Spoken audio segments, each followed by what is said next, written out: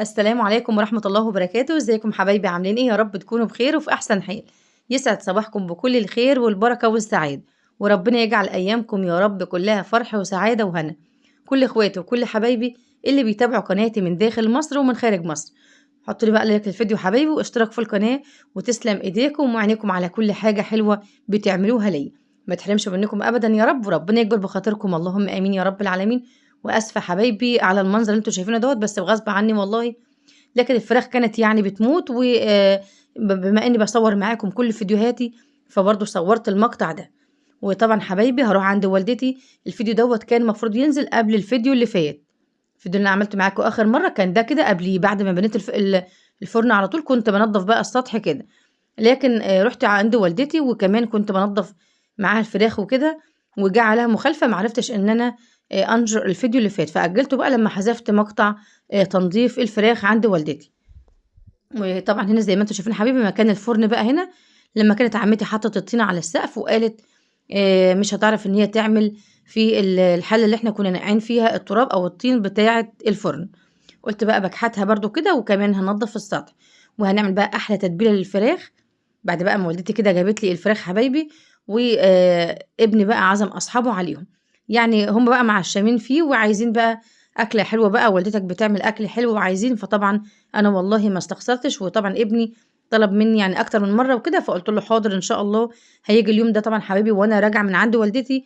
وكانت بقى جايبة لي حاجات أهيّة ومدّياني كمان الفراخ، وطبعًا هانضّفهم بقى هاجيبهم معاكم على طول، وأنا باغسلهم بس كده تحت الحنفية.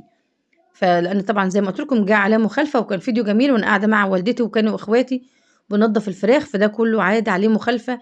اليوتيوب ما بيسيبش أي حاجة زي ما أنتم شايفين كده حبايبي، وده اللي خلّاني أضطر إن أنا أسيب الفيديو دوّة وأأجّله، كان ميعاده ينزل قبل الفيديو اللي فات. آدي الفراخ أهي يا حبايبي هنغسلها بقى كده غسلة حلوة، وهاقول لكم بقى هنعمل أحلى تتبيلة للفراخ.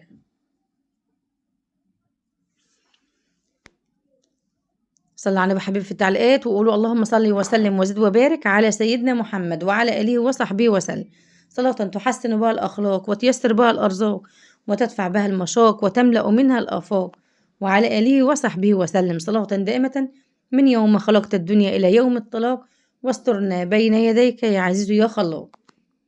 أول حاجة هنا حبايبي نقعت بقى الفراخ زي ما أنتم شايفين كده، وهاحط هنا إيه، بصلتين بقى في الخلاط وكمان حبّتين طماطم وقرن فلفل وفصين توم. ده كده أول حاجة، نضربهم بقى بُصّوا نعّموهم خالص، لازم كده البصل يكون يعني ناعم أوي عشان لو مش ناعم هنضطر إن إحنا نصفّيه. خلاص حبيبي بعد ما فرمت بقى الخضار دوّة مع بعضه، هاجيب بقى كده بولة أو طبق وأفضّي فيها بقى، شايفين ناعم قد إيه؟ أكنه مَيّة كده بالضبط، ضربته كتير يعني أكتر من 5 دقايق كده. بعد كده علبة زبادي بقى عليه كده، وآدي صوص الباربيكيو ده بيفرق جدًا في طعم المشاوي، وبرضه عندكم أهوّة برضه صويا صوص. وآدي حبيبي هنا معلقة زيت، وآدي حوالي برضه هنا معلقتين خل، معلقتين صغيرين فلفل أسود وملح، كزبرة وكمون، وهنا لوري مطحون وحبّان مطحون، وآدي بقى بهارات الفراخ. نقلّب بقى الحاجات دي كلّها مع بعض.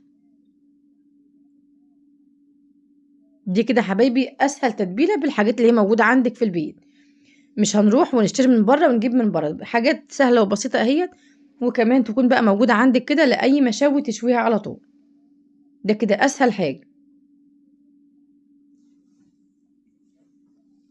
هاجيب بقى الفراخ أهو حبايبي، وآدي بقى هنتبّل فيها، نحطّهم بقى فيها كده ونسيبهم بقى أقل حاجة 4 ساعات.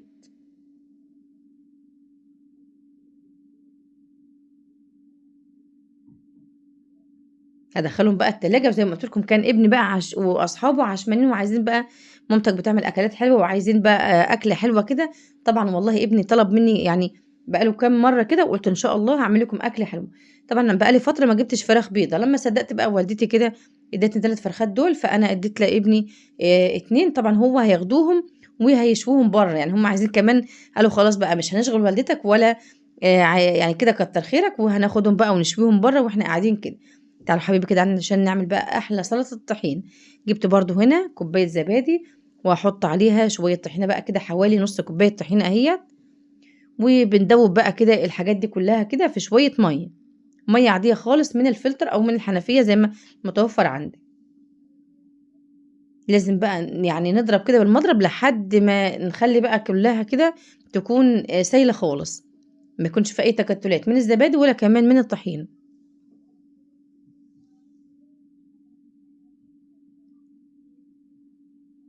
ادي حبيبه هي نعمناها خالص. طبعا لو لقيتيها بقى وانت بتعملي كده بقت خفيفه منك، حطي عليها زي ما انتم شايفين كده، برضو حطيت حوالي معلقتين طحين. لو الميه جت معاكي كده اكتر مفيش مشكله، لو لقيتيها تقيله خلاص زودي ميه. شويت بقى كده هنا ملح بكمون بكزبره برضو عليها، ورشه بسيطه خالص من الفلفل الاسود، ده كده بيديله طعم جميل. وهنحط برضو حبيبي معلقه خل ومعلقه زيت، وتاكلي بقى احلى سلطه الطحينه. بصوا بقى كده والله مش عايزه اقول لكم بتبقى عامله ازاي.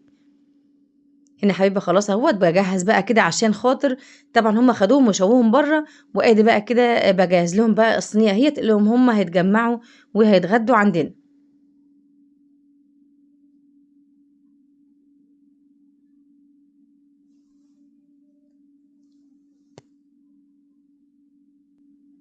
بصوا بقى كانوا واقفين مش عايزه اقول لكم يعني كانوا مستعجلين كده، وانا بجهز كده الاكل. طبعا ابني وقف بقى عمال يقول يلا يا ماما خلصي يا ماما احنا جوعنا بقى وكده. كان طبعا حبايبي يعني كانوا اتجمعوا كلهم وكانوا خدوا بقى الاكل وكده. طلعت بقى هنا حبيبي عادي عشان بقى ده كان كده قرب المغرب، يعني ده كده كان قرب المغرب. وطلعت بقى قلت انضف السطح اهوت عشان طبعا مكان ما كنا بانيين الفرن.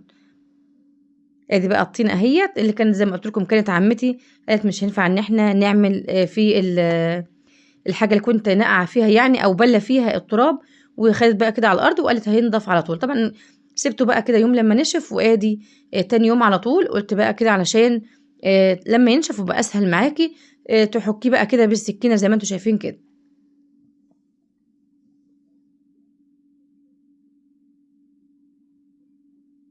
زي ما قلت لكم حبيبي الفيديو دوت كان هينزل قبل الفيديو اللي هو بتاع المره اللي فاتت، لكن عشان حقوق الطبع والنشر والكمان كان جاي عليه مخالفه وكان يعني مشاكل كده، طبعا ما ينفعش ان انا كنت انشر الفيديو ده. فاضطريت بقى ان انا اركنه على ما اصلح بقى فيه الغلطات اللي فيه، وكمان كان الفيديو التاني جاهز على طول قلت اما انشره احسن. يعني عملت نشر. وبشكركم حبايبي كل اللي قال لي كلمه حلوه الفيديو اللي فات وحط لايك وساب تعليق حلو كده، بقول لكم ربنا يبارك فيكم ويجبر بخاطركم، اللهم امين يا رب العالمين.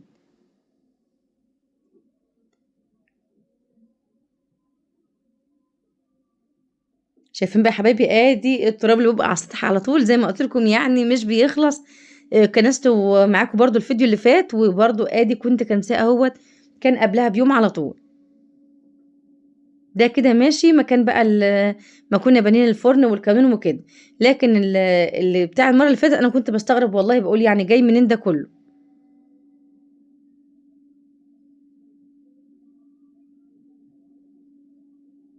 طبعا حبايبي اللي ما شافش الفيديو اللي فات فيديو جميل اتمنى تسمعوه. وادي كمان الكانون اهوت ان شاء الله هنزل لكم بقى طريقه عمل الكانون قريب ان شاء الله.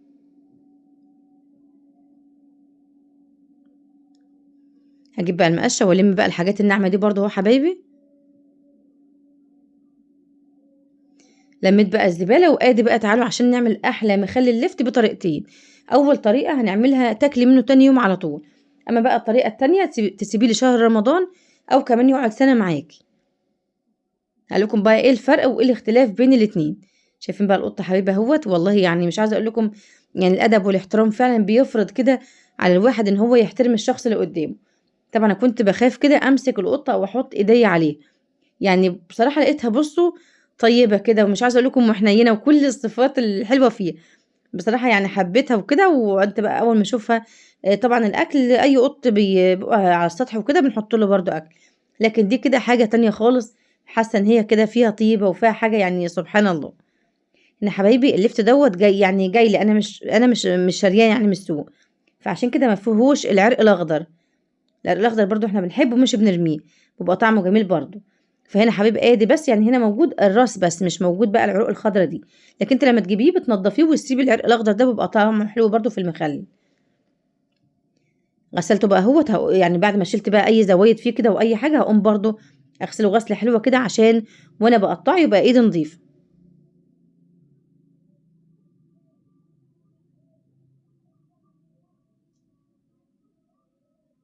طبعا الشمس كده، ونقعد بقى وندي ظهرنا للشمس ونشمس شويه.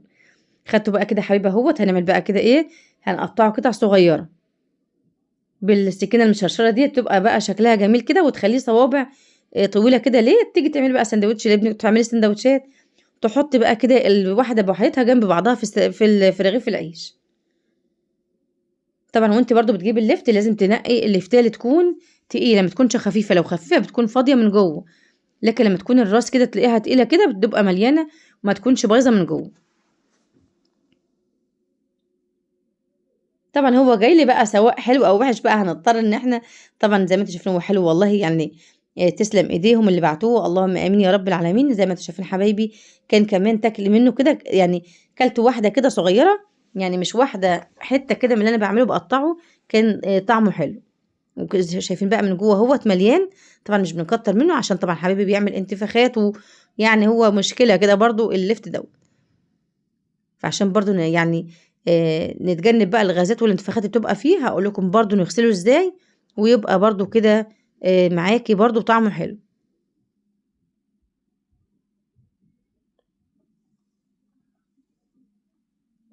تقطعي بقى صوابع، تقطعي مكعبات زي ما انت عايز.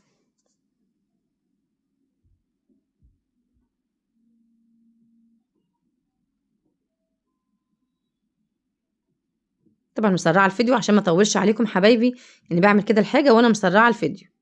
هنا بقى حبايبي بعد ما قطعت اللفت برضو خدته وغسلته، كل خطوه كده لازم ان احنا نغسل الحاجه. حطيته بقى هنا في مشنة، تحطيه في مصفى، بترش عليه بقى شوية ملح وتسيبيه. طبعا كده بينزل المية بتاعته اللي هي بتخلي تدي كده ريحة مش كويسة للمخلل. بعد كده حبيبي بنستعمل بقى حسب الكمية اللي عندك لتر المية. طبعا نجيب هنا مية فلتر برضو بتبقى نظيفة، ما عندكيش مية فلتر بتغلي المية وتسيبيها لما تبرد. جبت لتر المية بحط عليه 4 معالق من الملح، وكمان معلقتين من الخل ومعلقة سكر. ده السكر ده بتحفظه برضو بتخليه معاكي مقرمش. وادي هنا حوالي معلقتين خل. الخل للمخلل السريع اللي احنا عايزين ناكل منه تاني يوم. اما اللي هو هتسيبيه بقى كده دوت اللي انتوا شايفينه دوت، ده ما بنحطش عليه خل. وكمان بنزود معلقه ملح عن المخلل العادي. يعني طبعا نحط 4 على اللتر، بنحط برضو على التاني بنحط عليه 5 معالق من الملح. والسكر برضو هنا وهنا. طبعا عشان طبعا الميه بتاعت دي غير الميه بتاعت دي. وعندي بقى بنجر كان في الفريزر زي ما انتوا شايفين حبيبي اهوت، متقطع قطع صغيره، يبقى سهل معايا كده بدل ما لسه هطلعه متجمد واقطعه. بعينه في الفريزر، بحتفظ بيه في الفريزر يكون مقطع يعني مقطعه قطع صغيره، بطلعه كده وبحطه على طول. سبت بقى صفى بقى ميته اهو. طبعا بتسيبيه ممكن تسيبيه كام ساعه. انا هنا بقى عايزه اختم معاكم الفيديو، فقلت بس اعرفكم الطريقه، وان شاء الله هبقى اجيب مخلل تاني وبرده اعمله. لان طبعا قلت اعمل معاكم بطريقتين على حسب الموجود عندي او الكميه الموجوده عندي. فطبعا البرطمانات ما كفتش معايا، ولازم ان احنا تكوني يعني اللفت يكون مكبوس على الاخر كده عشان ما طبعا ما يبوظش مني. انا بقى هروح السوق واجيب برضو واكمل البرطمانات دي تاني. يعني قلت بس اعمل معاكم بطريقتين ونعرف مع بعض ان احنا عملت الطريقتين ازاي. زي ما قلت لكم ميه دي غير المحلول دوت غير المحلول ده، بنزود معلقه ملح على اللي احنا عايزين نسيبه اكتر من سنه او سنه او كام شهر. طبعا بيحتفظ معاكي، بتسيبيه سليم كده عشان يبقى يستحمل التخليل.